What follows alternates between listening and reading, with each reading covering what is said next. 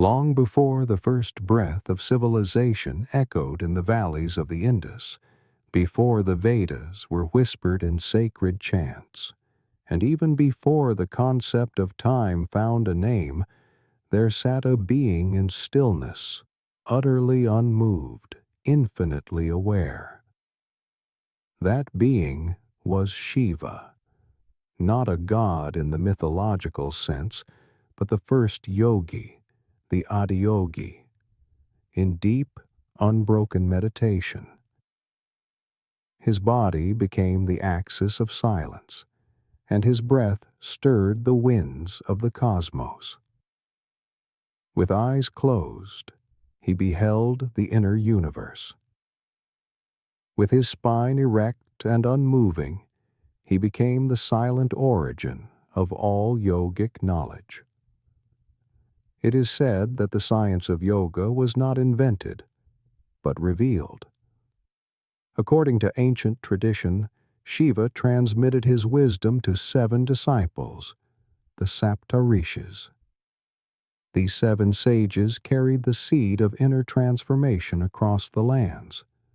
One of them, Matsyendranath, is remembered as the great yogi who, after receiving this sacred knowledge, brought it into form through the lineage of Hatha Yoga.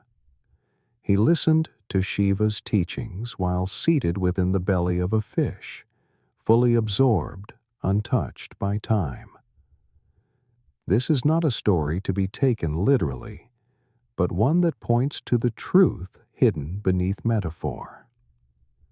True yoga is born in isolation, in the quiet of surrender, and the fire of focus.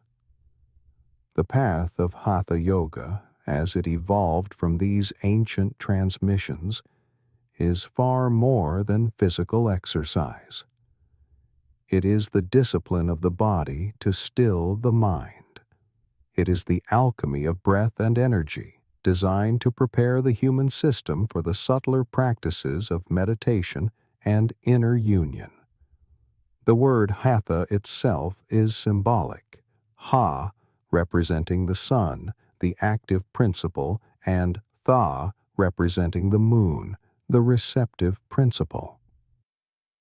Hatha Yoga is the science of balancing these two polarities, creating a union within the duality of existence. It is a sacred dance of effort and surrender, strength and stillness, masculine and feminine, within a single body. If these words resonate with something ancient within you, type this affirmation in the comments. I am the balance of sun and moon.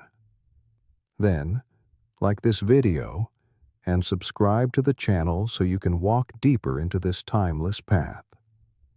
Your support helps keep this wisdom alive. The earliest documented text on Hatha Yoga comes from the Hatha Yoga Pradipika, written by Swami Svatmarama in the 15th century. But this text is not the beginning of the tradition. It is a codification of a living stream that had already flowed for thousands of years. In its verses, we find a system designed not merely to stretch the body, but to refine it into a vessel of pure awareness.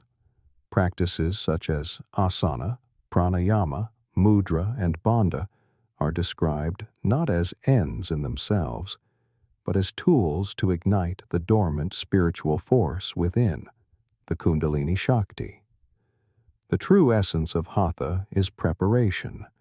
It is the purification of the physical and energetic systems so that the higher states of consciousness may naturally unfold. Each pose in Hatha Yoga is like a sculpture carved into silence. Behind every breath held in pranayama, there is the echo of the eternal. It is not about flexibility or performance. It is about awareness. The spine becomes the staff of consciousness. The breath becomes the mantra. The stillness becomes the gateway. And through practice, the practitioner begins to realize that the path does not move forward through effort, but inward through grace. Through centuries of invasion, cultural upheaval, and forgetting, Hatha Yoga survived. It was protected in caves and forests, whispered between masters and disciples, encoded in metaphor, and guarded in secret. There were times when the knowledge could not be spoken openly, when it had to be disguised as mythology or ritual. And yet, it lived on, because truth cannot be destroyed. It only waits to be remembered. And those who seek it with sincerity always find their way to it. As we trace the lineage of this path through time, we encounter the Nath yogis, spiritual warriors of inner science. Gorakshanath, the disciple of Matsyendranath, is revered as the one who truly spread the Hatha Yoga tradition across India. His teachings carried the fire of direct experience, not mere philosophy. He emphasized discipline, inner stillness, and the awakening of the subtle body. The Naths lived in cremation grounds, far from society, to remind themselves of impermanence. They wrapped their bodies in ash and silence, and sought only the flame that burns within. That inner flame is what Hatha Yoga seeks to awaken. Not through belief, but through practice. Not through worship, but through transformation. It does not demand that you become something other than what you are. It demands that you strip away all that you are not. And in that raw state of presence, a light begins to rise, not from outside, but from the very core of your being. The journey from Shiva to now is not merely historical, it is vibrational. It is carried in the breath of those who practice with sincerity. It is alive in the stillness of the spine, in the rhythm of the breath, in the fire of silent discipline. The yogi who steps onto the mat today is not separate from the sage who sat by the Ganges 1,000 years ago. They are linked through the same silent fire. Hatha Yoga is not something we do. It is something we become. Each generation receives this fire and chooses what to do with it. Some distort it. Some forget it. But others, those who seek more than comfort or control, find in it a path beyond mind, a path beyond form, a return to that which has never changed. And that is where we continue. As we journey deeper into the roots of Hatha Yoga, we find that it was never meant for the masses. It was designed for the seeker, for the one who burned with the question, "Who am I?" In ancient times, this question was not answered in words. It was answered in silence, breath, and inner fire. A master would not speak of the divine. He would demand that you close your eyes and meet it. The real initiation did not begin with ceremonies. It began when the disciples' longing became unbearable, when comfort lost its charm, and truth became the only necessity. For these seekers, the body was not an object to be shaped into beauty. It was a laboratory of energy. The spine, the breath, the chakras, all were instruments of divine exploration. Asana was not an achievement, but a still point where energy could settle. Pranayama was not a breathing technique, but a gateway to the realm beyond thought. Bandhas were not exercises in control, but locks that sealed the upward flow of prana. Mudras were sacred gestures designed to create specific energetic conditions. Every act was precise. Every posture had meaning. Every breath had a destination. The inner architecture of Hatha Yoga is so intricate and exact that it has survived centuries of distortion. Even as modern interpretations focus on health and fitness, the original current remains intact, waiting for those who are ready to rediscover it. This is why Hatha Yoga continues to work. It does not rely on belief. It is a pure science of the human system. It is universal because it does not speak to the surface layers of identity. It speaks to the core of what it means to be conscious, alive, and seeking. This path is not linear. It is spiral. One returns again and again to the same poses, the same breaths, but each time with greater depth. The goal is not variety, but refinement. As the mind quiets, the body becomes a mirror. The breath becomes an oracle, and the silence between movements becomes the true teacher. The practitioner begins to see that the body is not just flesh. It is memory, karma, and potential. To sit still is not passive. It is a confrontation. To hold a pose is not performance. It is prayer. The ancient masters knew that awakening could not be forced. The body had to be prepared. The energy had to be aligned. And the ego had to be dismantled. Hatha Yoga, in its pure form, was a method to do exactly this. It is not a quick path. It demands years of commitment, repetition, and sincerity. But for those who stay, something extraordinary begins to happen. The mind loses its grip. The heart opens, and the flame of awareness, once buried under thought and emotion, begins to burn through everything false. This flame is the legacy of Shiva, not a deity to be worshipped from afar, but a state of being to be realized within. He is the stillness in every posture. He is the fire in every breath. He is the awareness that watches without judgment, that acts without attachment, that loves without condition. To walk the path of Hatha Yoga is to slowly become this stillness, this fire, this awareness. It is to burn away all the masks until only truth remains. Throughout history, Hatha Yoga has always had protectors, those rare individuals who preserved its purity in the face of distortion. In medieval India, it was the ascetics who withdrew from society, choosing the caves and forests over cities and wealth.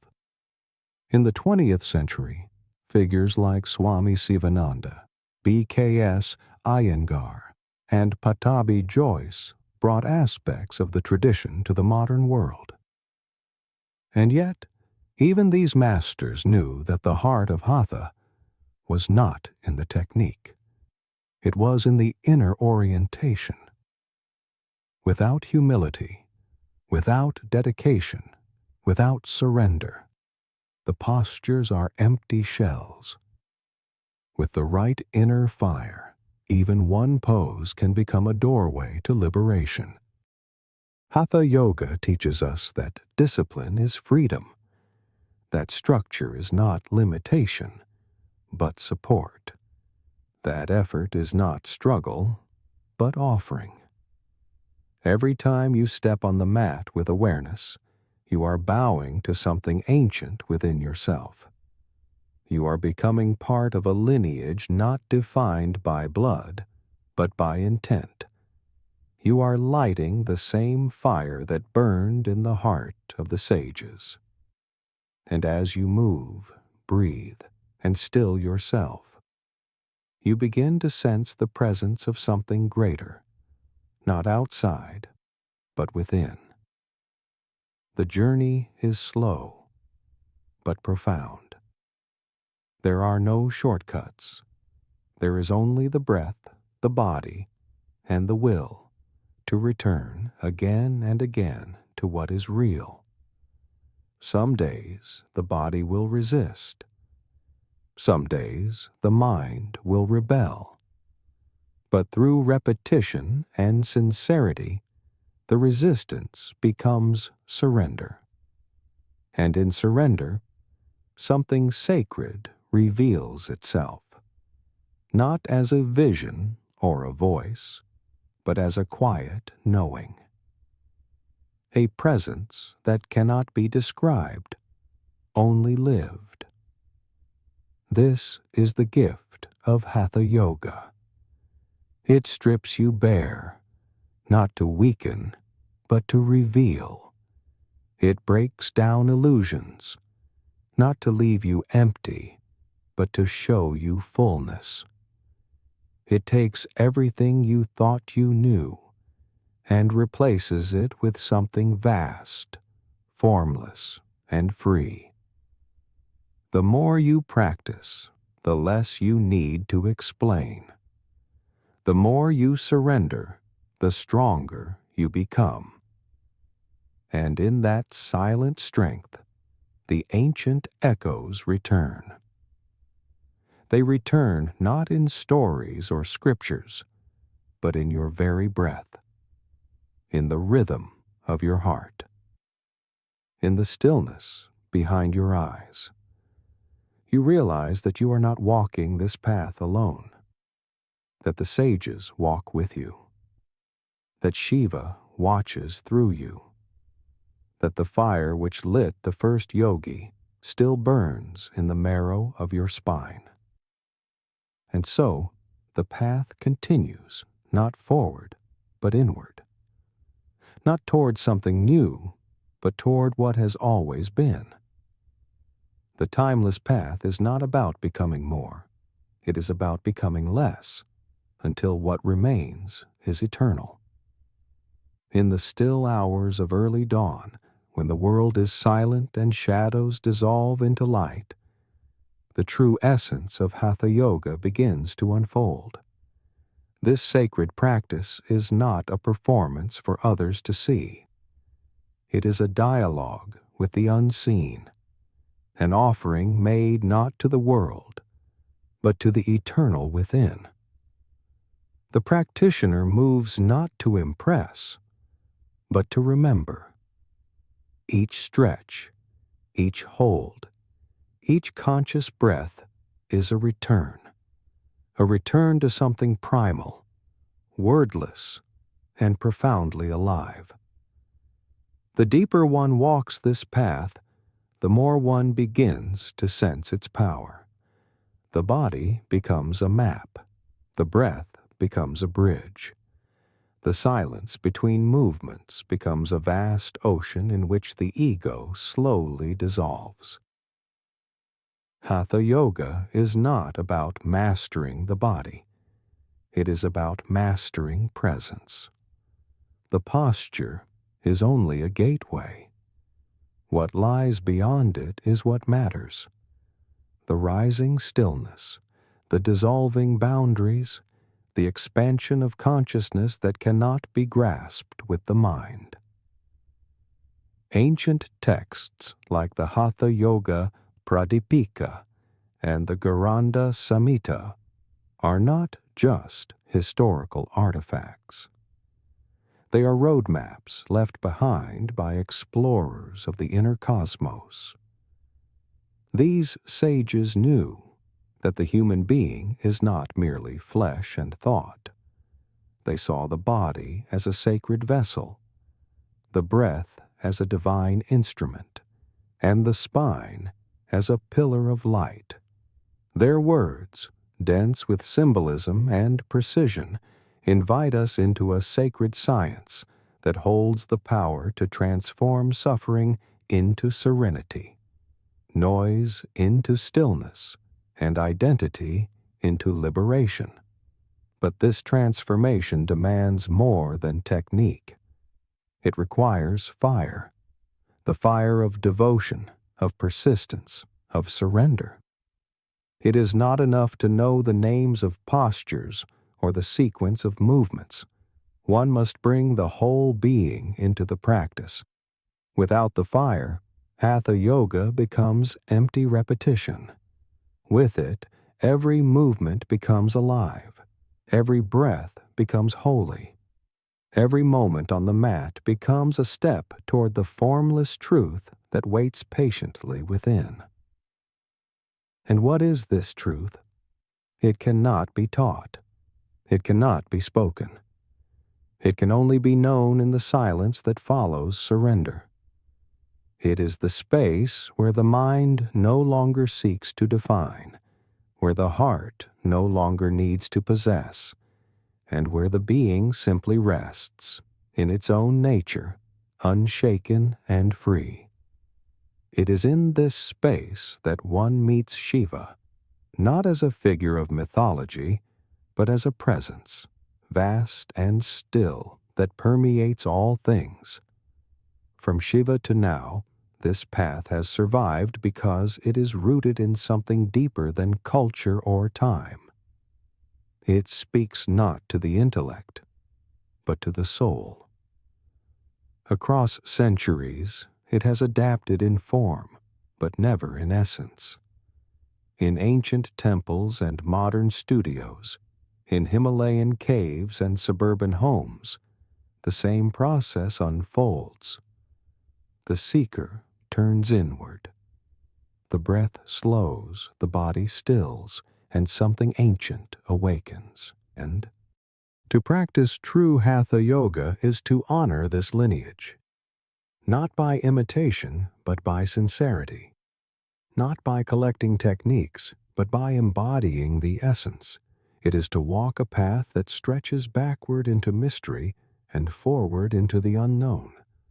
And yet, in each moment of practice, the entire journey is present, alive in your breath, your body, your awareness. You become the continuation of the tradition. You become the living flame. Let this be your reminder. You do not need to become someone else to walk this path. You only need to become fully yourself.